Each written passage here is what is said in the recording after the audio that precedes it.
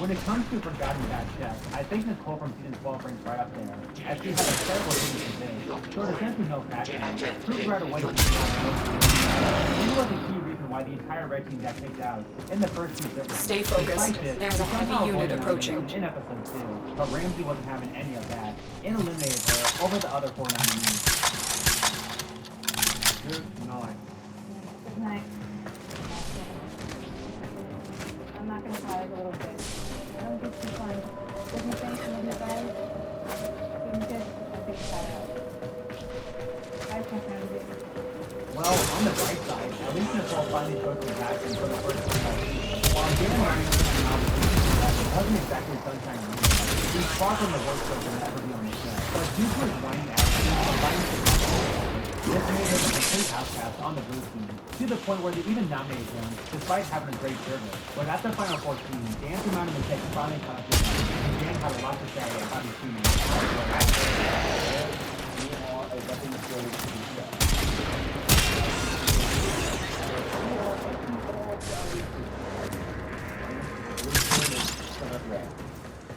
In defense of Dan, I actually think this might be one of the few cases in Hell's Kitchen history where the team really did throw a member under the bus. Since he was deemed such a weak team, the team had to be perfect in every direction. And one simple verse was just from the phone. Over and over, the piece of faith. When it comes to the all-new reaction, Jennifer had every right to be absolutely pissed after being unfair at the final 5 of season 9. Yeah, in case you forgot, this service was up to 7 as she had a total of 17 service mistakes. Combine that with the fact that this was her 7th time being put up for elimination, and I think it's safe to say that Jennifer deserves a spot for over a week. However, Roaring Flaw, the latter of whom Jennifer made the other completely threw her under the bus due to Elise's wishes, leaving this close, quiet Jennifer absolutely furious.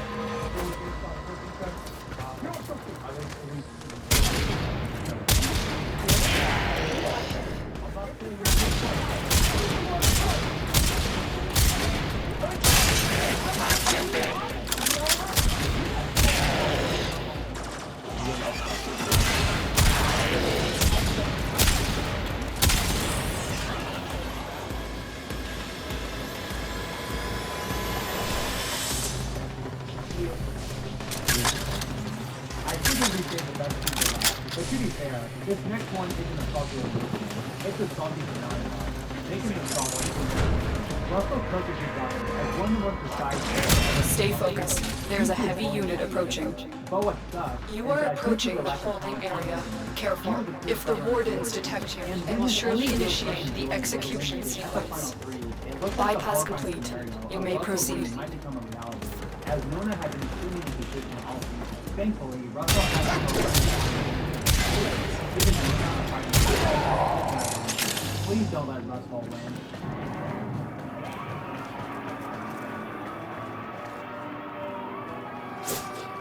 My goodness, what a crazy moment. And safe to say, Russell wasn't happy at losing this once-in-a-lifetime opportunity on the pivot. I'm not happy at all. I chose the team that I wanted. I thought they would help me win, and in fact, they helped me lose. So, it's like that. You will never get a job in the city I work. I'm going to definitely blackball you guys. You guys are so royal. It's time we save the best for last.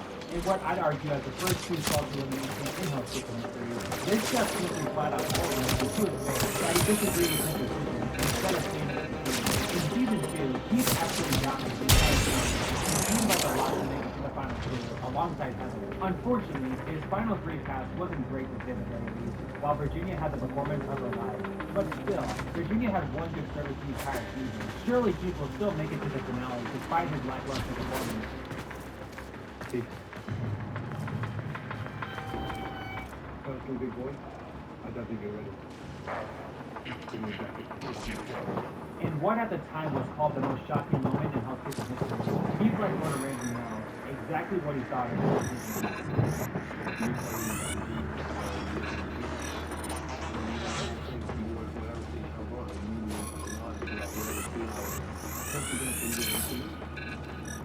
Think that you have a hard on for Virginia.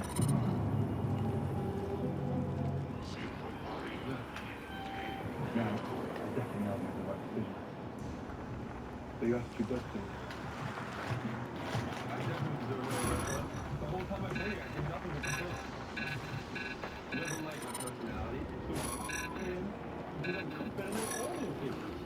Thank you guys so much for watching, and let me know in the comments if I missed any other good stuff you want to see. If you like this video and want to see more fun HK bits like this, then please be sure to smash that like and subscribe button, as this is the place to be if you're a Hell's Kitchen fan.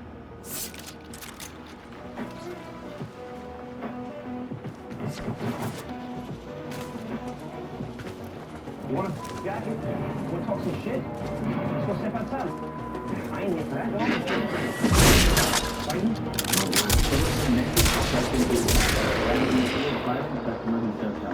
This video is going to get spicy. Hello everyone, welcome back to the Film Insight channel. Today we're going to cover some confrontations that turn physical. So sit back, relax, and without further ado, let's get straight into the content, guys. We're starting things off with an ex-Marine turned executive chef who had the most shocking entrance in the show. When we're talking about physical altercations on the This show, is the it's jail. almost Our impossible hostage not is to in one of mention these cells. Joseph Pinelli. Who can forget this intense moment on the show? I don't. The meme-worthy statement that Pinelli Thank the stars, not a minute too soon. Storm. Well, Pinelli had a cold Prisoner attitude from the very located. beginning. We need to get While them one back might to assume command he in was one possibly piece. Hitler's skills Find as your a way chef, to the he honestly exits wasn't all and don't bad. leave the subject His high behind. temperament was reflected from day one when Chef Ramsay asked him to taste his signature dish. Take a look at what happened. It's a roasted deal, chef. Huh? It's a roasted deal, chef. Lovely colour on that. Thank you. What a shame it's off the front. What's up? You're supposed to be that something? No. You want to taste anything? Absolutely. You got a fork? You can buy it. You're a big fork. Things escalated to a whole other level when he tried to fight Chef Ramsay. One way or another, Pinelli was bound to blow up. During the deliberation, Chef Ramsay asked him to name two nominees. Pinelli replied with, "They can speak for themselves." Who's the first nominee for the men? They can speak for themselves, but they know who they are. But, as you may already know, this isn't how the show works. Take a quick look at what happened next. I ask the question, you give the answer. I ain't here for that. You wanna back it? Wanna talk some shit? Let's go step outside. I ain't here for that, dog. You wanna talk about fighting? Oh, wow. You get what else you doing for that? Huh? Look at you. You just blow your... Yeah, a camera. Yeah? Yeah. Would you step outside you? I asked you one simple question, and you couldn't answer me. And then you want to get all tough and not close and personal. There you go. Now imagine what would have happened if the fight had actually broken out. Pinelli wouldn't have stood a chance. Guess you forgot that the famous chef holds a black belt in karate. Oh shit, I didn't know that. To do with how the really introduced a glorious meme of himself. But this really hasn't come true. Most fans believe that the whole drama was staged. This led to a lot of debate over the matter. Some viewers think that Pinelli Walkers incoming. rating. Needless to say, the show's producers planned these stunts immediately. They added that the show should be very stressful and to bring out the worst in the protection. According to the anonymous production staff, Chef Pedro Romney has a confident special effects. Additionally, their conferences and spouses and services help them get back into their normal life. Pinelli has the shortest tenure record for any contestant in the history of Chef's Kitchen. While Pinelli has the potential to be a great chef and to his arrogance, he was thrown off the high horse. This chef, on the other hand, has a surprise and privileged like that which makes his way onto our list. This is hands down the most favorite meal to the kitchen, and when he left his place, several fans were upset.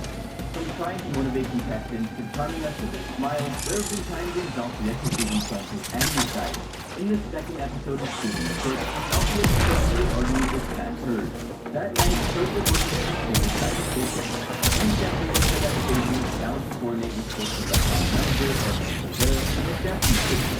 However, Third was not ready for this. It all started when Jean-Philippe was trying to help Third with his table, but instead of just looking at him, Third was there. This led to an argument between the two, and this is what Chef Ramsay did. What's going on?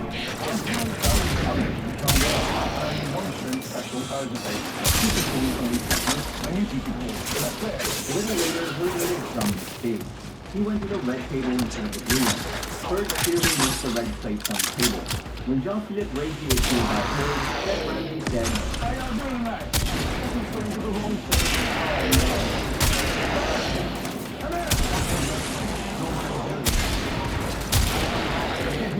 One jumping special on the right table. and then the most hilarious tonight. I need a language barrier. He's speaking English, he's saying. I wanted to come back. However, the situation between the two intensified. Hurd, because of his clumsiness, dropped both of his pens and rushed into the kitchen to get a fresh one. Seeing that, Jean-Philippe said,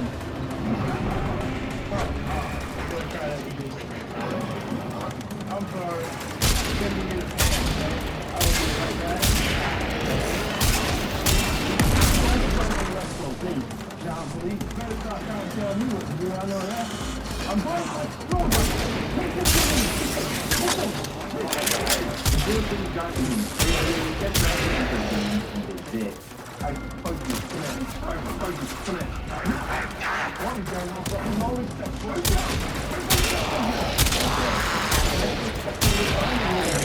Calm down, listen to him. And you, put me over respect. And you do your job, and you do your job, because right now, you're turning the whole place upside down. Jeff Ramsey somehow managed to get Philip and her to calm down, but this pediatric from New Jersey had a mouthful of things. Throughout season 15, Jackie Fuchs, thanks to her foul mouth, had a rivalry with almost everyone. There was no doubt that her teammates wanted her booted from the competition. In the 10th episode, the Red Team was having an awful night. With one mistake following another, Jeff Ramsey was done and kicked them out of the kitchen. Seeing this, the blue team pulled up their socks, bounced back, and gave it their best. Surprisingly, despite winning the challenge, Joe Ritchie from the blue team was eliminated for his inconsistent performances. Kristen Barone was shocked because she was expecting Fuchs to be thrown out. Back at the dorms, Fuchs, of course, couldn't resist mocking Barone, and this is what she said. Why are you voting for me? We were focused.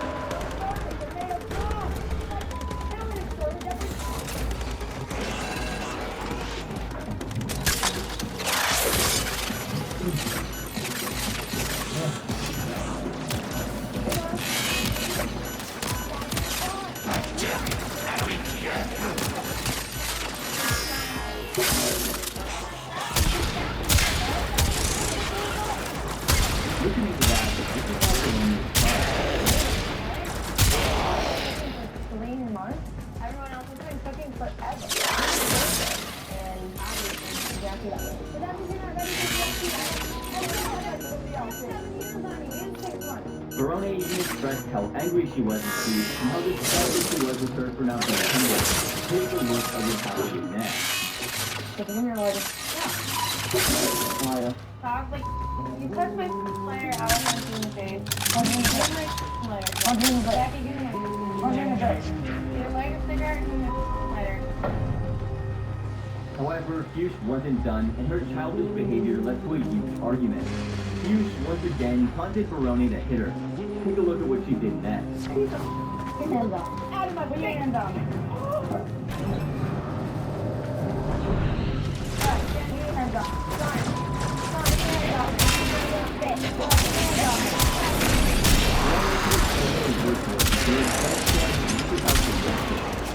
So over. Her positive team, like, I don't know who wants to all of garbage cans that get dragged out of the And that's why Barone went ahead to the finals, while Fuchs didn't make it to the last round stage. While this past fight has gotten a lot worse, nothing could prepare you for the success of season 12 that led to a huge brawl. As you might expect, nobody likes to go up for elimination, and it ended at but before that even happened, the team is forced to zero in on their weakest link. While most team discussions almost always lead to arguments, this particular one turned out to be extreme. It was so especially because it's kind of awkward story. It was so awkward that both teams were protected and were named to end losers. As both teams discussed who being sent up for elimination, things went in a different direction for the blue team. Jason Kupultis lost the pool. So how exactly did this all start? Things were going alright when the team considered Michael DeMarco as their first nominee. However, when Michael Gabriel suggested that Chris Eversole be the next nominee, this is what Eversole said. I know I could have done better if my team was thinking, keep him off and keep me, but get like out of here. Eversole even requested that the team consider Michael Resta over their other choices since he did nothing that night. Something on the elements control and that's all you get from me. Not exactly like Eversole's line for throwing Aresta under the bus. His accusation was absolutely right. Of course, Aresta didn't like that, so he gave his opinion. Since that didn't go down so well, a huge argument broke out. Idiot! If you don't see me do something, you're my neighbor. Every quarter do call that when you're watching what my hands are doing. Alright, the guy that's cooking, also you're responsible. Yeah. But if he's saying that he didn't do it right, you're his backbone. They're pretty sabotaging our team sucks so bad. The situation got far worse when Sepultis said this to Aresta. Go back to the grocery store! I go back to the grocery store! What followed was a war of words between Sepultis and Aresta. Oh, you're better than me, motherfucking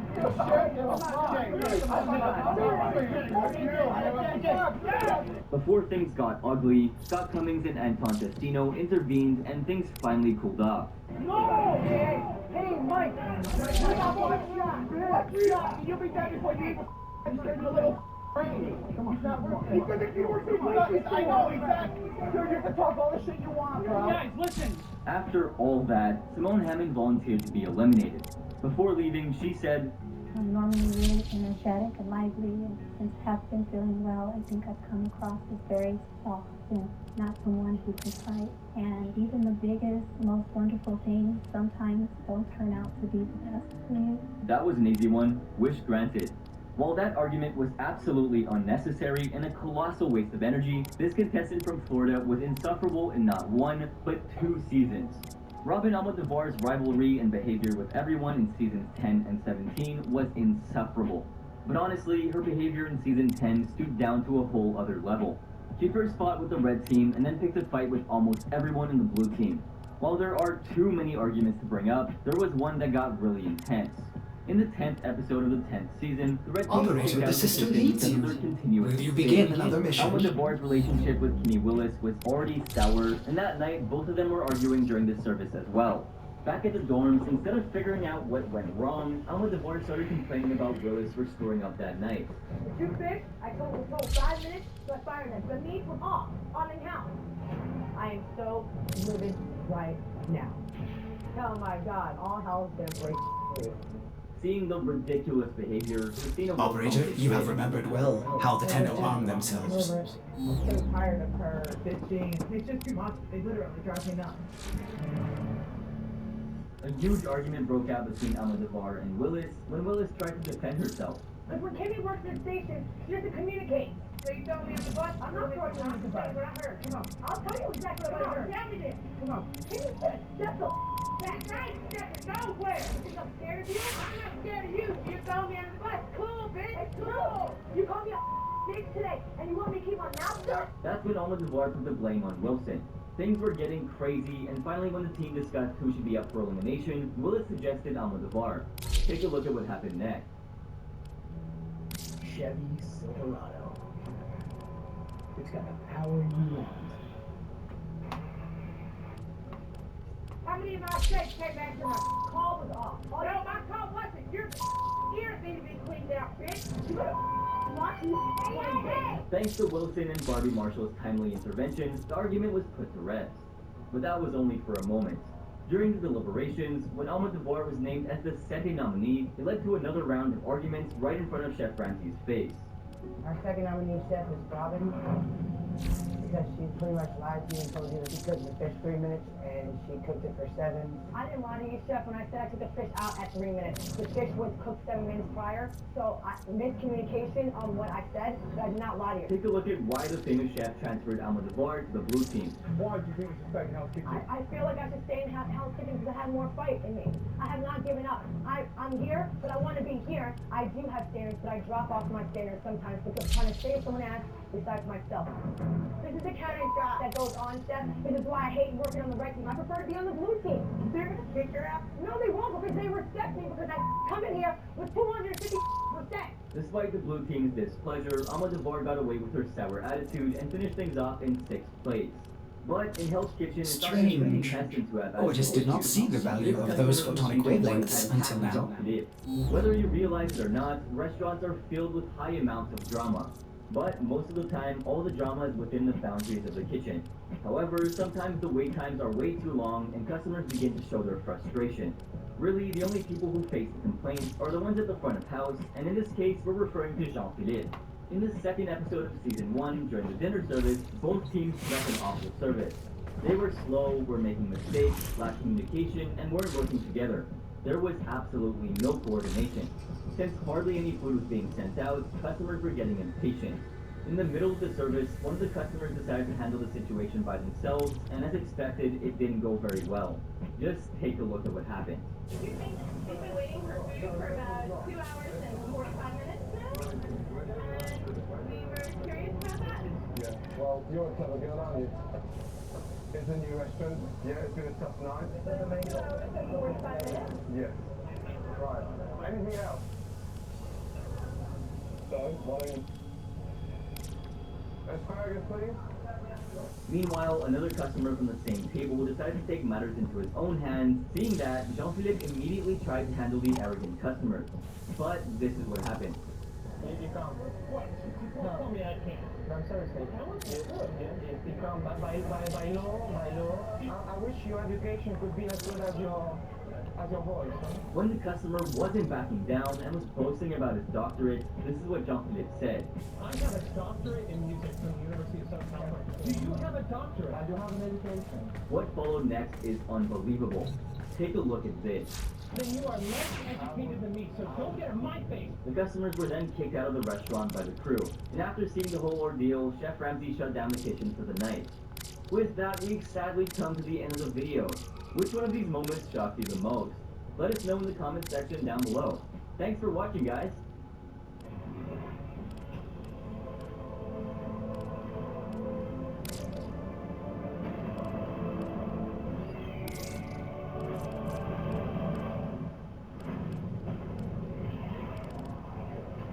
Jesus, bombs after bombs.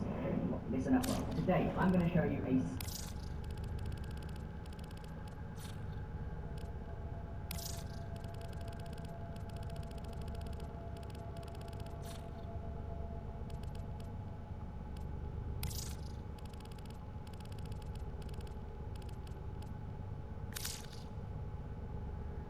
We're gonna cover the drunkest owner to ever be featured on Hotel Hell. Not only was he constantly plastered, but he went to jail for driving under the influence. In the second episode of the second season, Chef Ramsay happened to meet one of the weirdest owners ever. We've seen owners who don't pay their staff and those who mishandle their finances, but the one at this hotel took things to a whole other level. We're talking about one of the oldest structures to ever be built in the town of Longview, the Monticello Hotel. When Philip Lovingfoss, the hotel's current owner, was 8 years old, his mother was working at the hotel, which had opened in 1923. I've wanted to own the hotel since I was 8 years old, and I remember all the cocktail waitresses and how beautiful they were.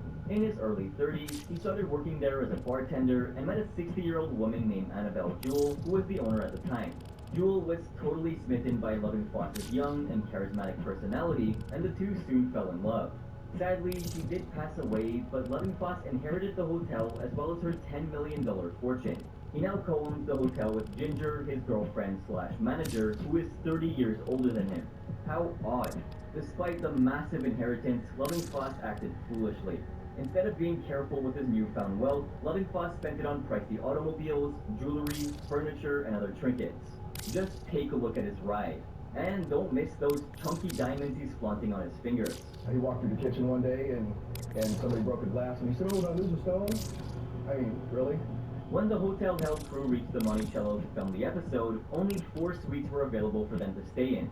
This wasn't because the hotel was booked, but because Loving Foss and Ginger used the suites to store their personal belongings. There are only 4 suites, and then there are countless rooms stuffed with Philip and Ginger's crap. Since there was hardly any rooms left for the guests to stay in, the owners used a downsized old motel next door, which they referred to as the North Wing. Now, if you think that flaunting his multi-million-dollar wealth and mistreating his staff was his only problem, then you're absolutely wrong. Loving Foss was a loser who struggled with addiction. The alcoholic had frequent encounters with the law as a result of his drinking. He was, in fact, released just 1 day before the episode was taped. Take a look at what he had to say about this. I was pulled over, and they charged me with a DUI. I was placed under arrest. They booked me in the County Jail, and yesterday morning I was released. Alcoholism drove Loving Foss to be somewhat bipolar. He would be cheerful and upbeat at one moment, then irate at the next. At times, Loving Foss even threatened to shut down the hotel and fire his staff. Needless to say, the staff's morale had been severely impacted by this. The employees were overworked, underpaid, and stressed, but Loving Foss didn't seem to care. The only people who seemed to care were the ones who worked there. Take a look at what the receptionist, Vanessa Davis, had to say about this. This place is a gem that needs to be preserved. It's the heart of Longview. This town needs the Monticello. Like in any other episode of Hotel Hell, Chef Ramsay wanted to help the establishment in any way that he could. Normally, he'd help with renovating the interior or changing the menu, but in this case, it was a little different. Ramsay was going to have to reform the owners. Now, before we get into the details of what went wrong, let's discuss the moment when Chef Ramsay arrived at the hotel. At first, he was impressed. Here's what he found. Wow, look, beautiful cars. It must be a car show on. Oh no. But, well, this was no car show. Much to Chef Ramsay's disbelief, he was informed by the receptionist that all the fancy, high-end... You are here on a capture mission. You must find, capture, and extract our target. Across the lounge, he found that the Employee of the Month board hadn't been updated in over 3 years. When he finally received his keys, Chef Ramsay was left feeling disappointed when he was shown to the North Wing. Once there, this is what Chef Ramsay said. Now why in the would all this say here?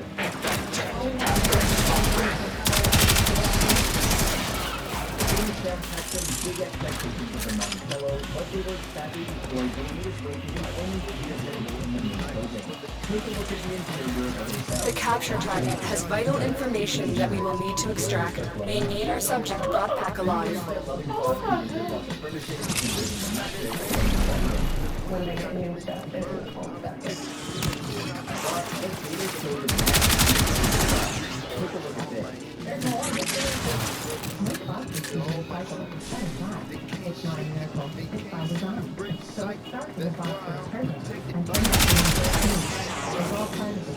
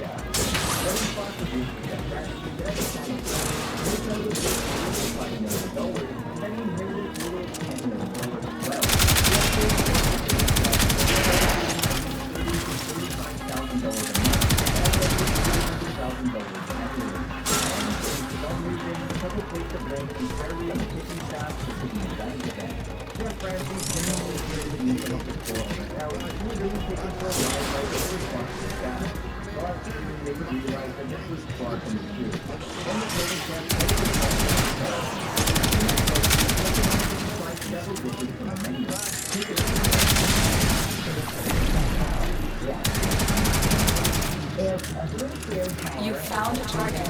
Capture them quickly before they escape.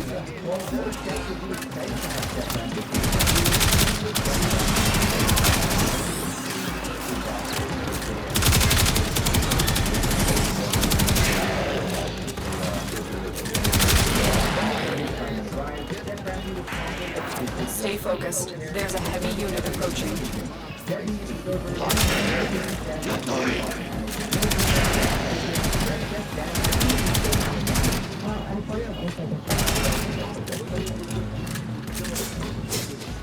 Disclosure of drinking problem reason, Loving Fox's users were ignorant of their part of the issue. Meanwhile, every time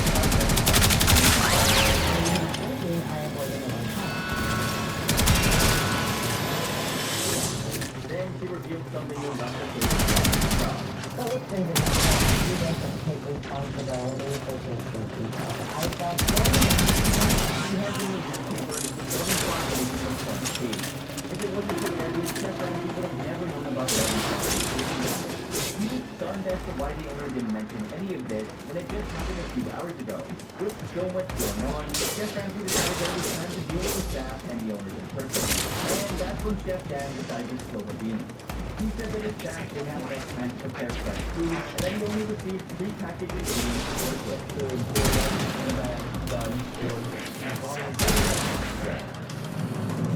Chef Ramsey was left feeling disgusted, but Loving Fox eventually made this choice to benefit the hotel. The famous chef insisted that the owners give their staff more time to prepare their meals, and went on to address another important issue: Loving Fox's drinking problem. Chef Ramsey then meets with the owner alone to learn the full scope of the addiction.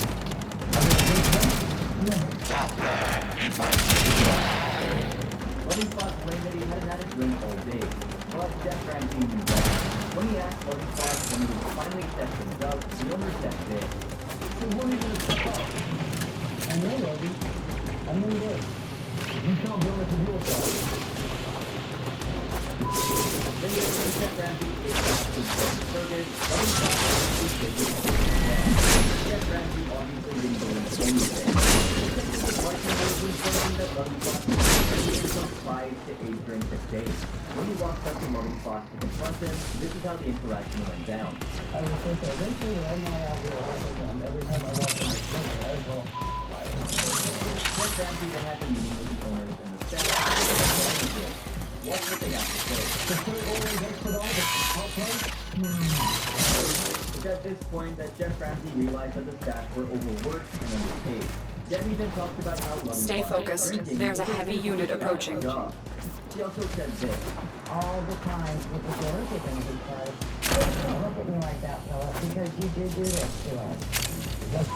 But after listening to Loving Fox deny all the allegations, the entire staff started to chime in as well. Why is it drinking? Why is that? I mean, it's hypocritical. You put numbers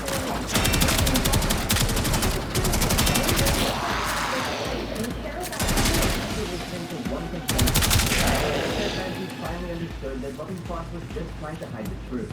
The hotel was thinking due to the owner's lavish lifestyle and drinking problems. But that wasn't the only issue. Jeff Ramsey pulled out his flashlight in one of the rooms and put on display how cool he was. Oh my Ramsey was outraged by the owner's extravagant lifestyle. This one was to try a flashlight test, but then the chef spent the night in the bathtub instead of the bedroom.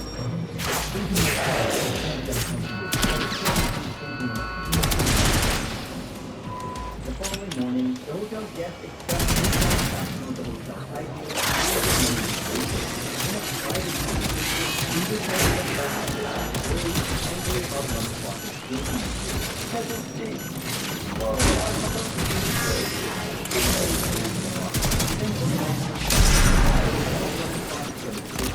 Despite their moving remarks, he decided to name himself a problem.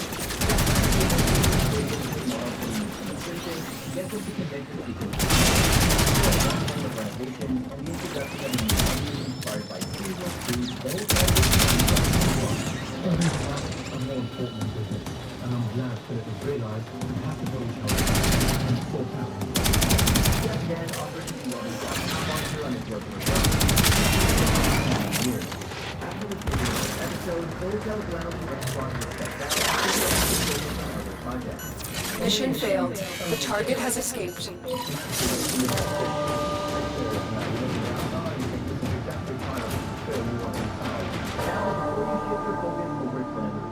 Be sure to give us a like and share, and don't forget to subscribe if you haven't already.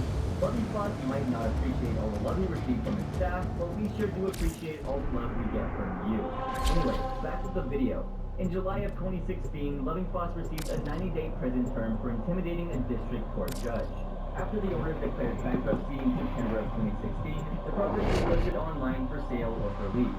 As of early 2017, flooding stopped with the owners, but the new owners seemed to know what they were doing.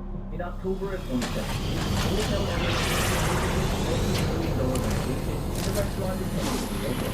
Since the broadcast, the hotel has been sold more than 4 times. We received intel that somebody vital to enemy operations is here. Find them and capture them. So, do you remember any other drunk owners from Hotel Hell? Let us know in the comment section down below. Thanks for watching, guys. Choose your champions. Every new player who downloads the game will get a free starter pack. With everything you need to speed up your progress and catch up to the rating community. So download Raid,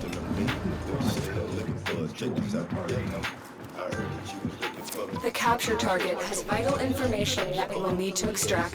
We need our subject brought back alive.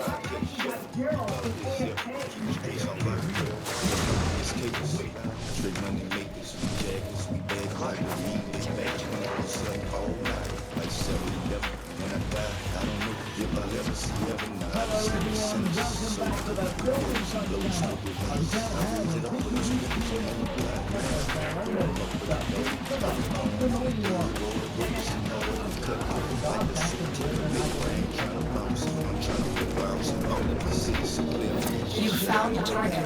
Capture them quickly before they escape.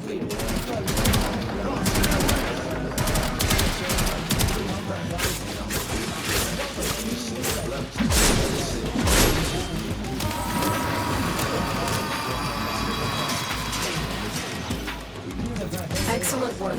We'll interrogate the captive back at base. Your part is done here, Tenno.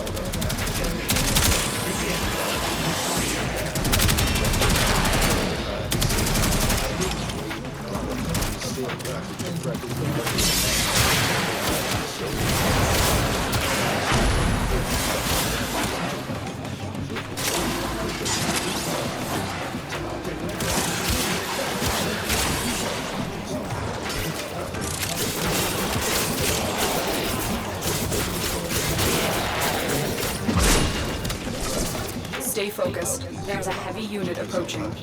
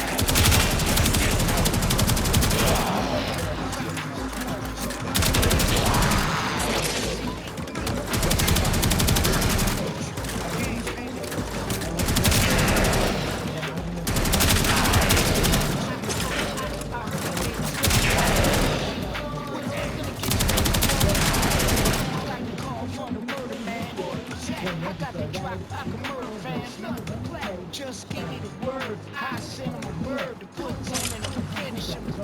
Hers and flaws and holding all apple bossing on the double apple rose gold chain. Rainbow rock, color battle. If they looking, I ain't hard to find. Stick out like a sword, throw it on the shine. We've got robots inbound. I get you a long distance and call it down. Send a cut to the alley, track several legs.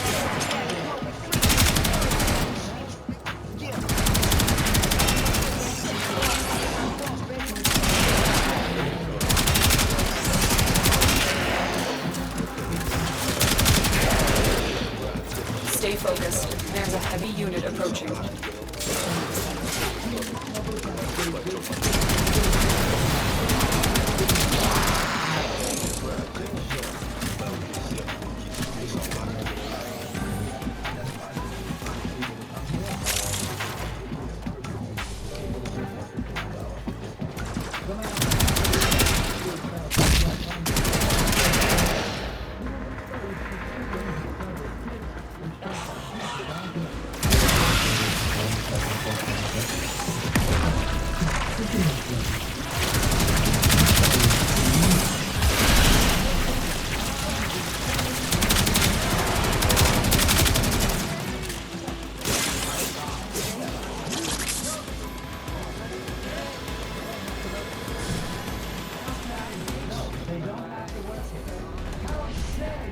Get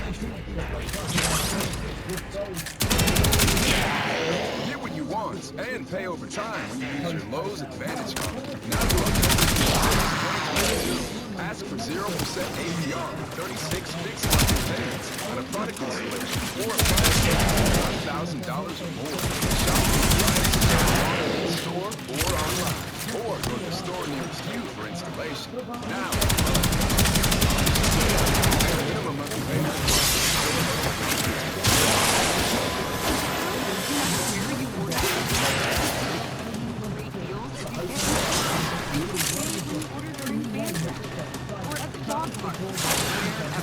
Start your cart with the Kroger app and save from wherever today.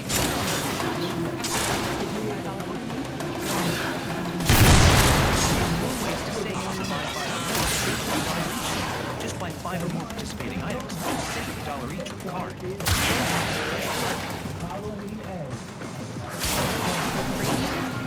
Stay focused. There's a heavy unit approaching. That means only playing what you want to hear with unlimited skips and listening to music ad-free on any device. Upgrade to premium and listen your way.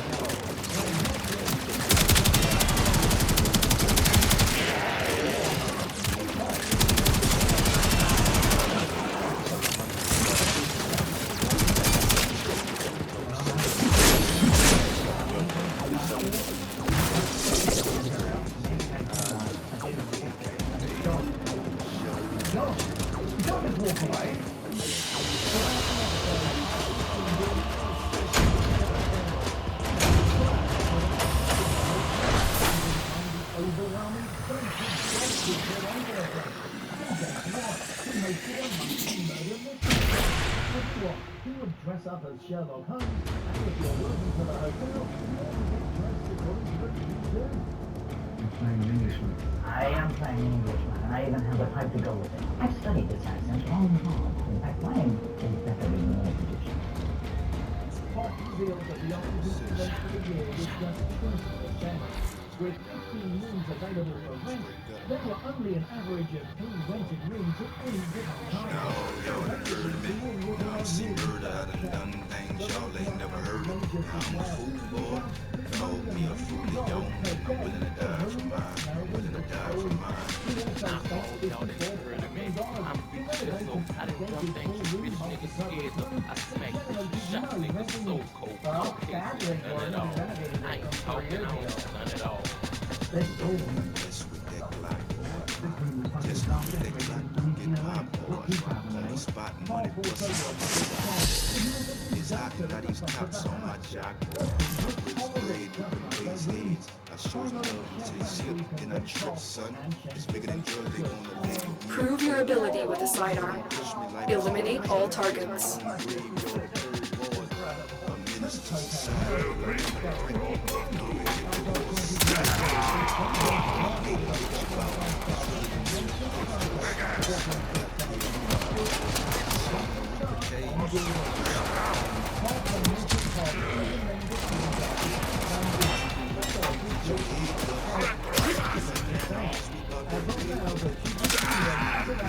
Ready yourself.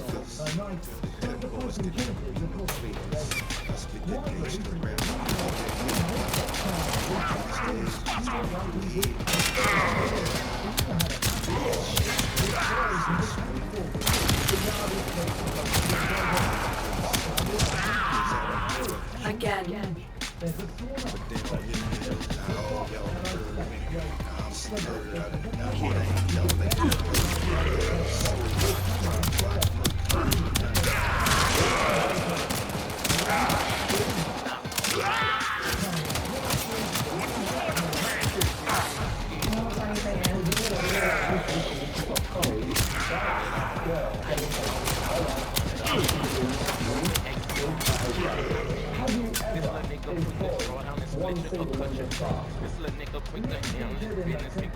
A formidable performance.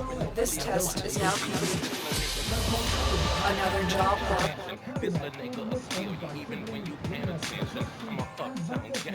Inbox messages await the operator.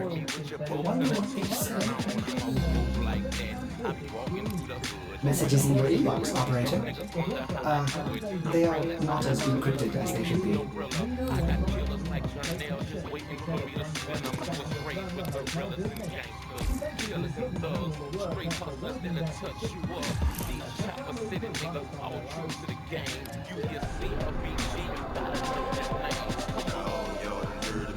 I'm some murder, I done done things y'all ain't never heard of. Now I'm a fool, boy.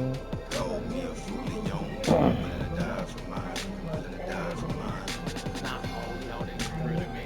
I'm big shit, so I done done things you bitch niggas scared of. I smack you, shot niggas so cold. Okay, done it all. I ain't talking, I don't done it all. Now all y'all that heard of me. Now I'm some murder, I done done things y'all ain't never heard of. I done sold blocks, robbed blocks, murder clowns, and done time. I'm a fool, boy. I'm willing to die for mine. Not all y'all that heard of me. I'm big shit, so I done done things you bitch niggas scared of. I smack Operator, you, shot niggas so audience wonders, what are you thinking about? I ain't talking, I don't done it all.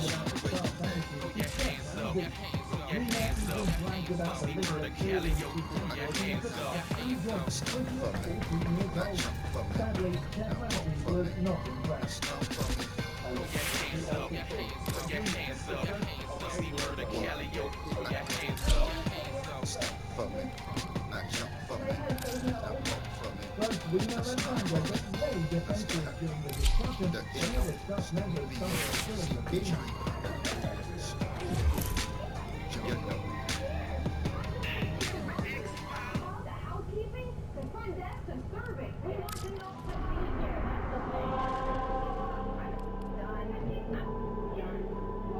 They even threatened the staff with not paying their salaries. On top of that, Reno was extremely rude to Mandy Thompson, their general manager.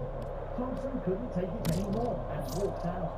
If it weren't for Chef Ramsay, the hotel would have lost its greatest asset and saving grace to the audacity of the distasteful sisters.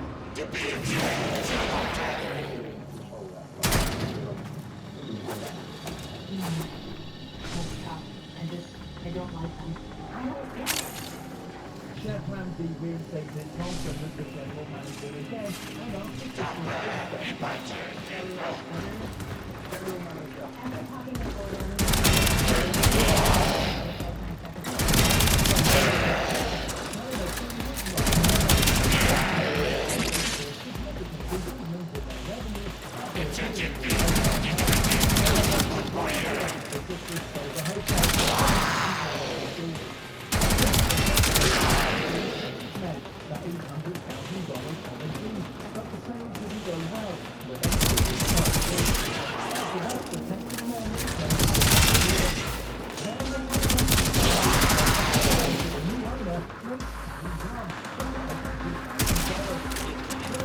Stay focused. There's a heavy unit approaching.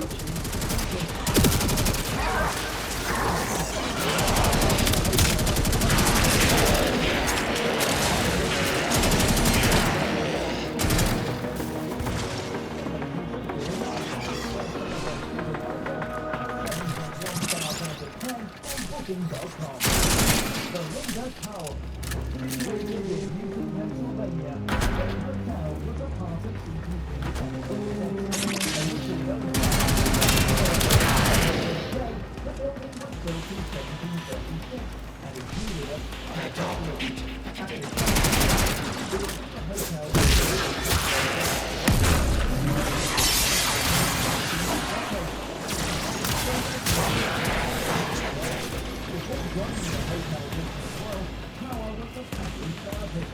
We realized that she was the one who needed therapy the most.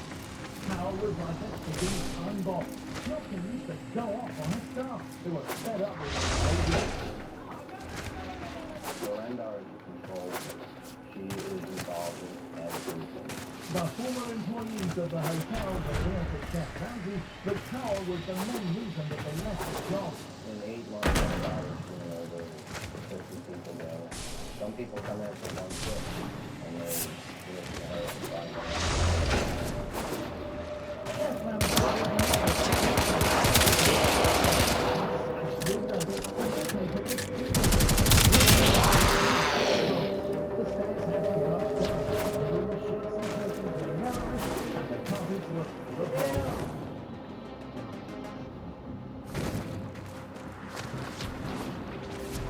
If that wasn't enough, Chef Ramsey was not impressed with the On his little kitchen tour, he found out how disgusting and dirty it was. Chef Ramsey discovered from the employees and Carol's son CJ that Carol was very controlling and yelled at everyone for no reason.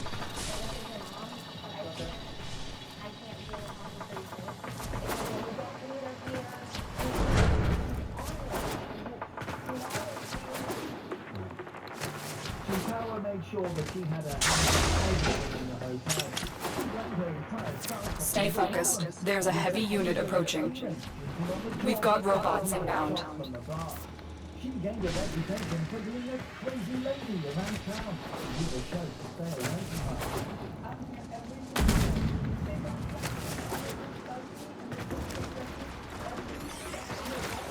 Carl also didn't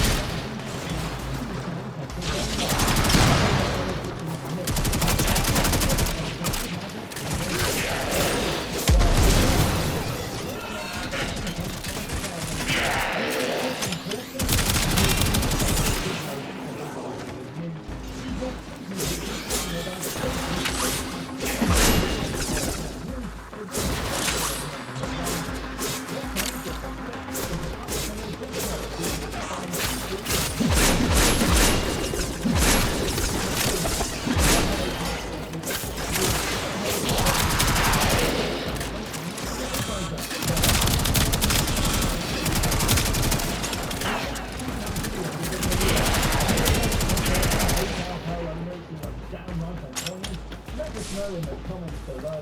Hope you enjoyed the video. If you did,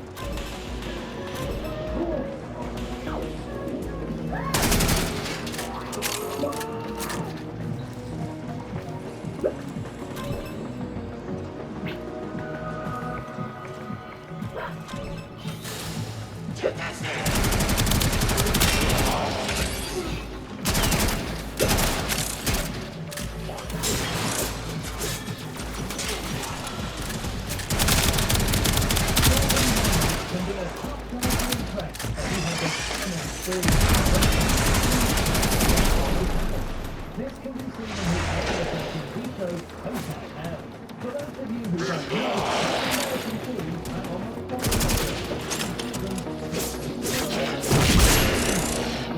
You have broken their ranks and they are on the run. Another successful mission. Find extraction. Stay focused. There's a heavy unit approaching.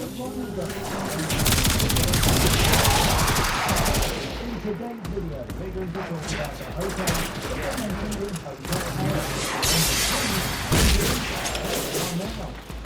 Number 1. Sadly,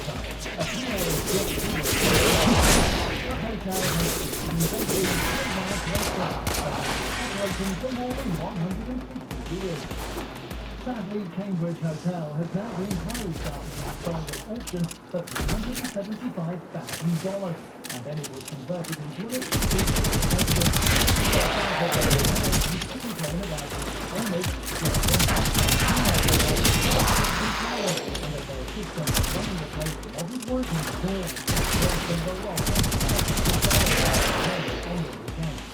the hotel was put in foreclosure and then it was put in place in June in the same year. Number 2, Keating Hotel. Keating Hotel was one of the most renowned hotels in the show, and today the hotel has even Mission complete. Excellent work, Tenno. it was located in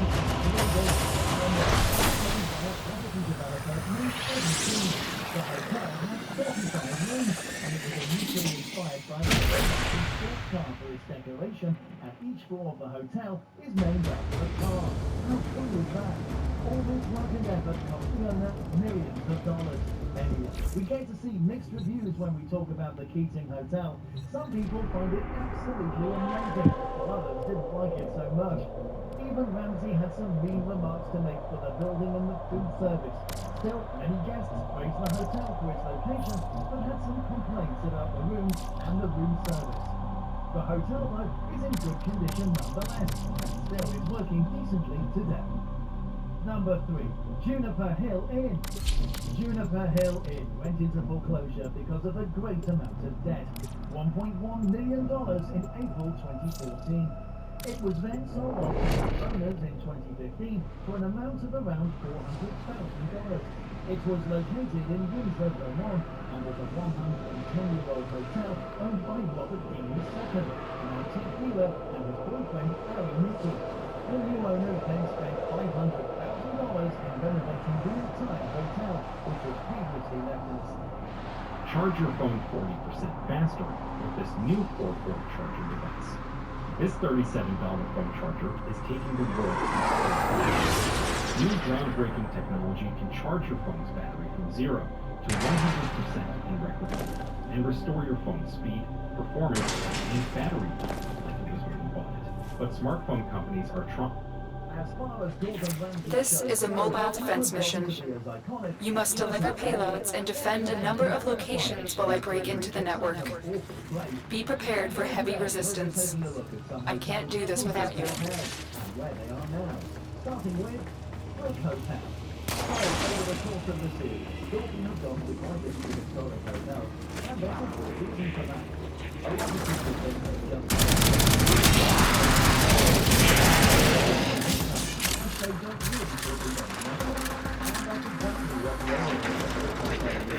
This will only get more difficult. Get to a terminal and prepare for enemy resistance.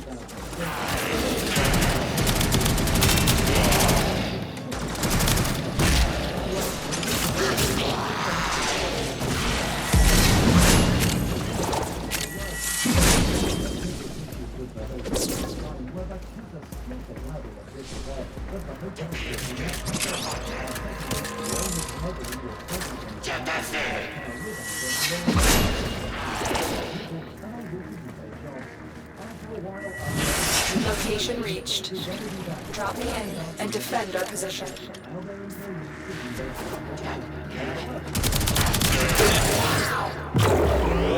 I'm in, Tenno. This will take a moment.